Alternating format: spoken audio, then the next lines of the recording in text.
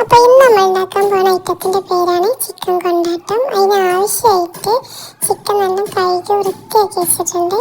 പിന്നെ അതാ വെളുത്തുള്ളിയും ഇഞ്ചിയും പച്ചമുളകും കുറച്ച് വിനെഗറും കൂടെ കൂട്ടിയിട്ട് നമുക്കൊന്ന് അരച്ചെടുക്കാം. ആ അരപ്പിലേക്ക് തന്നെ ഞാൻ ഇപ്പോൾ മസാലപ്പൊടി ചേർക്കുന്നത്. 1 സ്പൂൺ മുളക് പൊടി, മഞ്ഞൾപ്പൊടി, ചിക്കൻ മസാല, ഇതെല്ലാം കൂടി ഒന്ന് പേസ്റ്റ് ആക്കിയെടുക്കാം. ഇനി ഇതാ അരപ്പിലേക്ക് ആവശ്യത്തിന് ഉപ്പിട്ട് നന്നായിട്ട് മിക്സ് ചെയ്യാം. ഇനി നമുക്ക് നേരത്തെ കഴുകി മാറ്റി വെച്ച ചിക്കന് ഇട്ട് നല്ലോണം കൈ വെച്ചിട്ട് നല്ലോണം മിക്സ് ചെയ്തെടുക്കട്ടോ. മിക്സ് ചെയ്ത് വന്നപ്പോഴാണ് മസാലപ്പൊടികളൊക്കെ കുറച്ച് കുറവ് വരുന്നത്. അപ്പോൾ അതാ വീണ്ടും മസാലപ്പൊടികളൊക്കെ ഇട്ടുകൊടുത്തിട്ടുണ്ട്. നേരത്തെ അതേ മസാല തന്നെ അതിൻ്റെ കൂടെ തന്നെ ചിക്കൻക്ക് ഇടുന്ന കളറും ചേർത്തെടുത്തിട്ടുണ്ട്.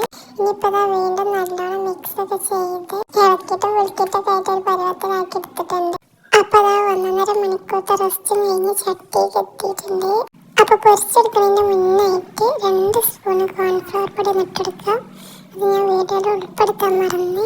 അപ്പോൾ ഒരു ഭാഗം ചിക്കൻ പൊരിച്ചതുണ്ട്, ചിക്കൻ പൊരിക്കാനുള്ളതുണ്ട്, ചിക്കൻ പൊരിച്ചുകൊണ്ട് ചിക്കൻ കൊണ്ടിടാനുള്ള സോസ് തയ്യാറാക്കി. ചൂടായ എണ്ണയ്ക്ക് കുറച്ചധികം കെച്ചപ്പ് ഒഴിക്കാം.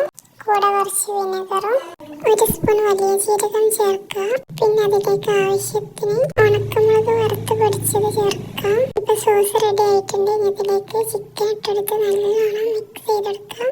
ചിക്കൻ്റെ എല്ലാ ഭാഗത്തേക്കും സോസ് എത്തുന്നത് വിധം